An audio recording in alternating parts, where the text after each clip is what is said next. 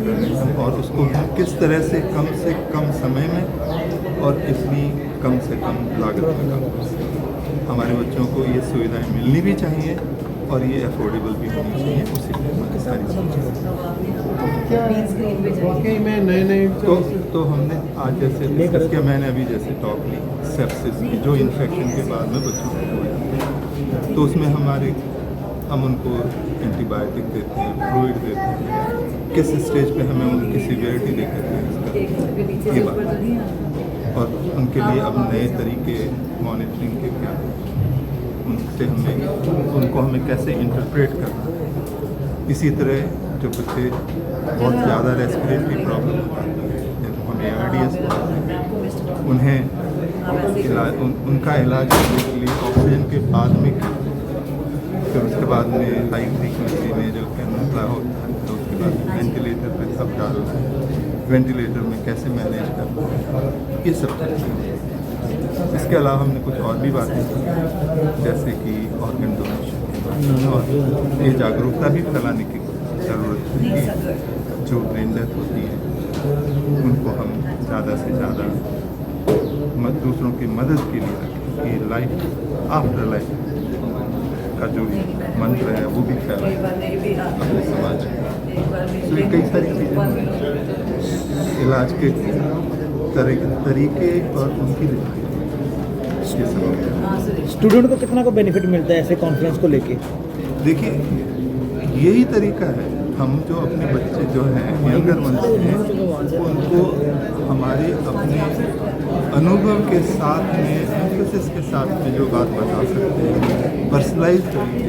किताबों में तो आएंगे, कुछ समय बाद आएंगे, कई चीज़ें किताबों में भी आई भी नहीं होती, लेकिन हम उनको आगे बढ़ाने और इसीलिए आप देखते हैं इतने सारे बच्चे आए हुए हैं बड़े और हमारे साथ वाले भी, मतलब हर एज ग्रुप वाले जो कि ICU में या ICU के बाहर भी बहुत क्रिटिकल बच्चों का इलाज कर रहे हैं, उनको यहाँ से जो प्राप्त होता है वो और एक साथ एक जगह पे रिफाइंड फॉर्म में वो सब कॉन्फ्रेंस का तो बहुत मतलब है। बीच में जब ये बंद हो गई थी के कारण वो बात आती ही नहीं।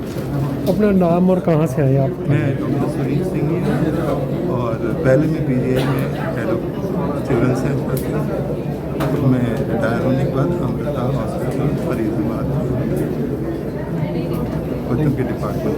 ठीक है, मैं डॉक्टर बसवराज है, national president of Indian Academy of Pediatrics. Ours is a 45,000 organisation है, उसके साथ में हमारा क्रिटिकल केयर चैप्टर है। क्रिटिकल केयर चैप्टर का मतलब ये होता है इमरजेंसी एंड बहुत सिक बच्चा होता है, उसका देखने का के लिए क्या क्या अभी नया चीज़ आया हुआ, क्या क्या हम सीखना है, उसके बाद में उसके बच्चों के ट्रीट करने में कैसा मदद करना है, मदद करने के बाद में बच्चों को कैसा ठीक करना है, उसका बारे में ये कार्यक्रम चलता है। कुछ नया लाए हैं इसमें?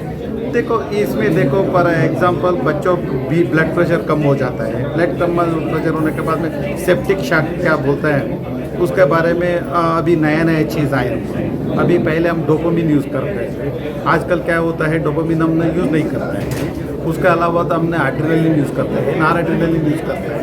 ऐसा नया चीज़ है, उसमें वो यूज़ करने के बाद में क्या होता है बच्चों को बचने का चांसेस ज़्यादा होता है, हम बच्चे को बचा सकते हैं एंड ब्लड प्रेशर जल्दी इम्प्रूव कर सकते हैं। तो उसके बाद में वो ICU का अंदर बहुत ज़्यादा दिन नहीं लगेगा, इम्प्रूवमेंट हो जाए तो बाहर आ सकते। तो एक्सपीरियंस आपका लोगों का होता है, स्टूडेंट को उसको बहुत फायदा मिलता है? नहीं, स्टूडेंट का क्या होता है अभी नया चीज़ क्या है, अभी नया चीज़ उनको पढ़ाने में, उनके सिखाने में, सब बच्चा जब सीरियस आकर ICU में आ जाता है उसी टाइम पे मैनेज करने के टाइम पे नया चीज़ वगैरह का मैनेज करेगा, उसमें ज़रूर उसका नॉट ओनली बच्चों का डॉक्टर का स्टूडेंट का मतलब वही तो 2 साल के बाद में वही बच्चों का डॉक्टर बन जाएगा, अच्छा से सीख लेगा। ठीक है sir, thank you very much. Thank you. Doctor Vasant Karlekar, वैसे नागपुर से हूँ पर इंडियन एकेडमी ऑफ पीडियाट्रिक का प्रेसिडेंट इलेक्ट हूँ, अगले साल का प्रेसिडेंट हूँ। आज की ये जो कार्यशाला में आया हूँ अमृतसर में, बहुत सुंदर स्टाइल से अरेंज किया है, अटेंडेंस भी बहुत अच्छी है। इससे ये दिखता है कि लोगों को, हमारे डॉक्टर्स लोगों को भी नया नया ज्ञान पाने की अभी भी इच्छा है, क्योंकि बेसिकली जो डॉक्टरी लाइन में जो होता है वो ऑलवेज लर्निंग प्रोसेस होता है। आज का जो होगा वो कल चलेगा कि नहीं, वी डोंट नो। इसलिए हम लोग सीखते रहते हैं और सिखाते रहते हैं। नए नए जो कंसेप्ट आते हैं, नए आर्टिकल्स आते हैं, नए रिसर्च आते हैं, ये सब डॉक्टर्स को, मुझे आज मेरे प्रैक्टिस को 35 साल है, फिर भी मेरी सीखने की इच्छा है। क्योंकि कल जो मैंने पेशेंट को ट्रीट किया वो क्या होगा। जैसे एक सिंपल आपको उदाहरण देता, आपको मिर्गी मालूम होगी, मिर्गी यानी हम लोग एपिलेप्सी होते हैं। तो भाई एपिलेप्सी आ रहा, मुझे पहले लोग बोलते थे कि अरे नहीं वो भगवान की इससे होता है, छोड़ दिया था। आज वैसा नहीं रहा है। ये मिर्गी का एक प्रकार, अगर मिर्गी कंटिन्यू रही, इसको अगर मेडिसिन नहीं मिला तो इसको एक स्टेटस एपिलेप्टिकस में कन्वर्ट हो जाता है, और स्टेटस एपिलेप्टिकस में कन्वर्ट होने के बाद बच्चे की जान जाने के चांसेस चलते हैं, एस्पिरेशन के कारण बोलो, इन्फेक्शन के कारण बोलो। तो ऐसे वे में कैसे मैनेज करना, इसका जो सिखाया जाता है या इसकी ट्रीटमेंट किया जाता है वो क्रिटिकल केयर में की जाती है। क्रिटिकल केयर, इसीलिए PICU डेवलप हुआ।